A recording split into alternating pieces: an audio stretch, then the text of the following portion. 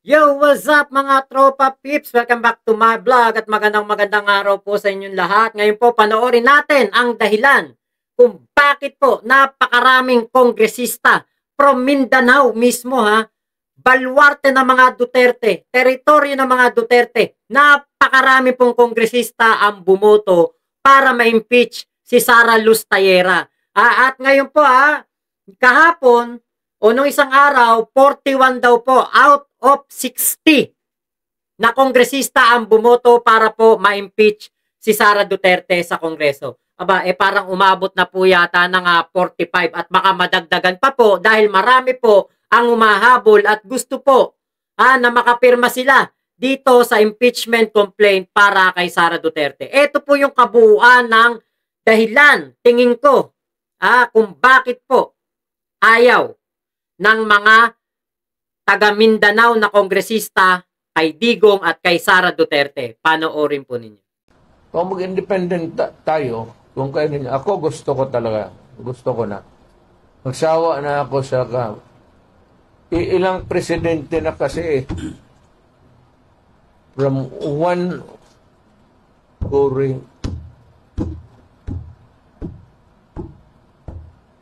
walang nangyari sa Pilipinas. By the way, there will be a sort of a regrouping in the political arena dito sa Davao.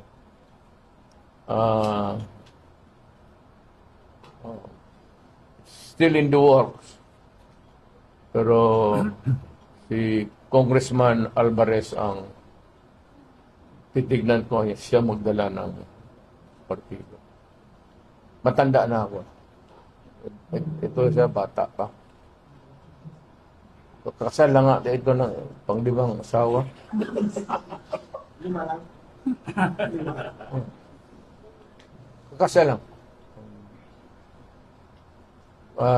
We will try to figure out na we can be at least in Davao. Kung hindi naman lahat, meron tayo isang boses lang. Pero ako, magprangka ako. Kikinig sila. We do not accept people na walang prinsipyo. Governor kung congressman ka, wala kang prinsipyo. Huwag ka lang pumasok. Kung ikaw sa ganon, pagdating ng pera,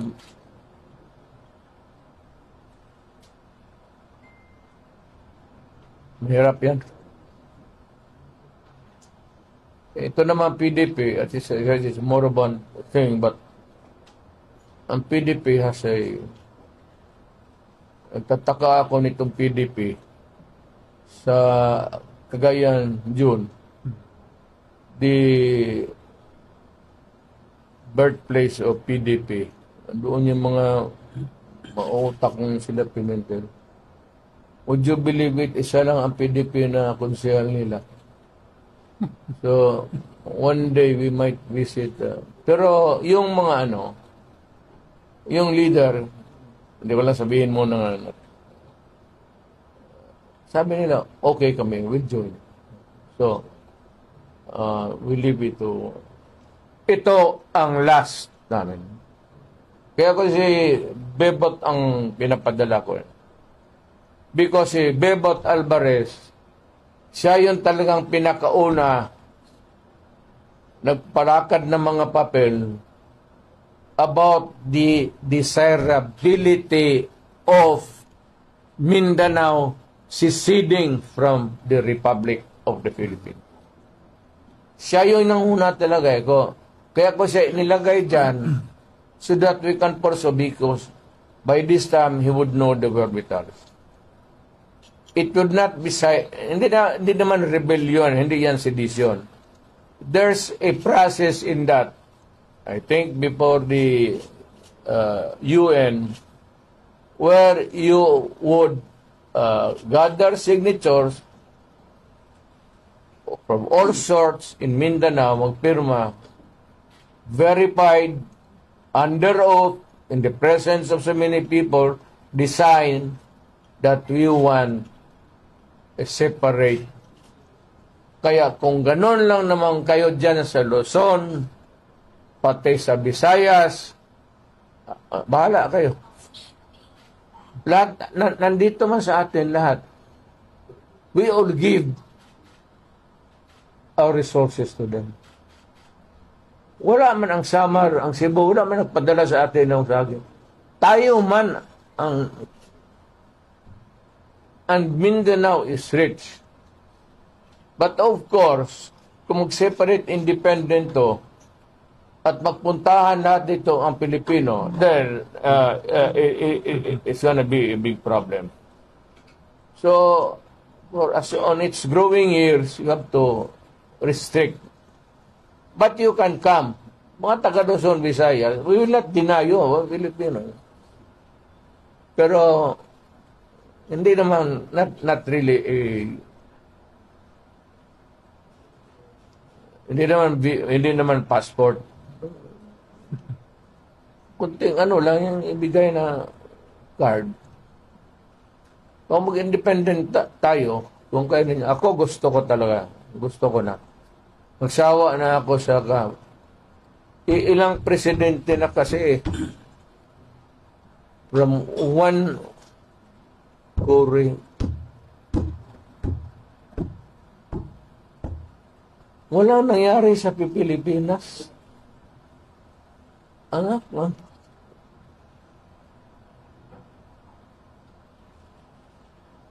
Wala nangyari sa Pilipinas.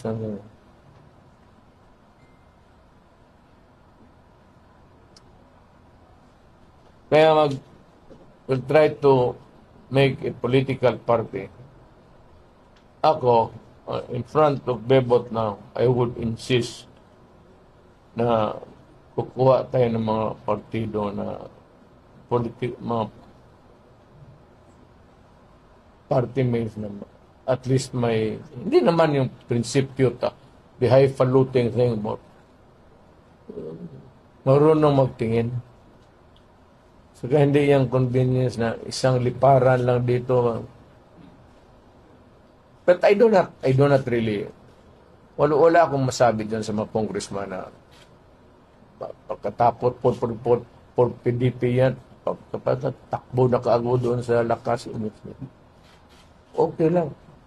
Pati yung mga tao ko, ubos. Pero yung anak ko, pati si Ungab. I understand. Pero, kaya sabi ko, hindi tayo magkaintindihan.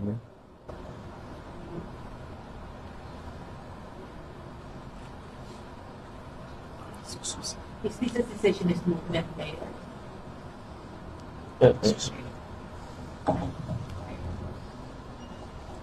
Again? Is this a secessionist movement? Because you wanted to cut out from... No. It has been, it is not a sobrosa thing. Hindi yan by whisper. Talagang openly yan. Bebot has been going around, convincing people. Pero kami, alam ko, maganda yan, pero hindi pa wala pa yung dumating yung ano talaga yung nakita na natin yung baskin na anong gawain natin, wala tayo. The next president again would be as lousy as it was. We cannot may ano tayo, may at stake is our future and our children. So separate na lang tayo. Sir, will this endorse a new president, sir? Ha? Will this endorse a new president, the new party that you are... No, wala na ako. Retired. I will just be an advisor. At kung may itong matuloy man itong Mindanao, I will not run for any public. Who is a possible runner candidate? Ako? Can you, if not you, who is the possible candidate for that? Well, bahala na. Kung sino nandito, mga politiko, mag-convention sila, malinis, walang bilihan. So yan. Yan ang tingin ko na dahilan kung bakit maraming bumoto ng yes. Dito po sa impeachment complaint para kay Sara Duterte. Piruin mo nananahimik ang Mindanao. Nung ikaw ang presidente, hindi mo inuna ang Mindanao. Nung ikaw ang presidente, nagulpi ang Marawi. Imagine niyo po kung paano pinabayaan ni Digong ang Mindanao. Yung mga pangako niya. Yung sabi niya, magkauna-unahang tren sa Mindanao, hindi po nagkatotoo. Si PBBM pa ang umaksyon para makahanap ng pondo para po dito sa proyektong ito. Pati mga kababayan nating Muslim doon po sa Mindanao bumoto para mapatalsik sa Kongreso itong si Sara Duterte, para ma-impeach sa Kongreso. Malaki po ang ginawang galit sa mga kababayan natin nitong si Digong. Binaon tayo sa utang, mas kumiling sa mga drug lord na tsekwa. Ang Parmali na anomalya ay hanggang ngayon hindi malaman kung nasaan sa nalustay ang pera.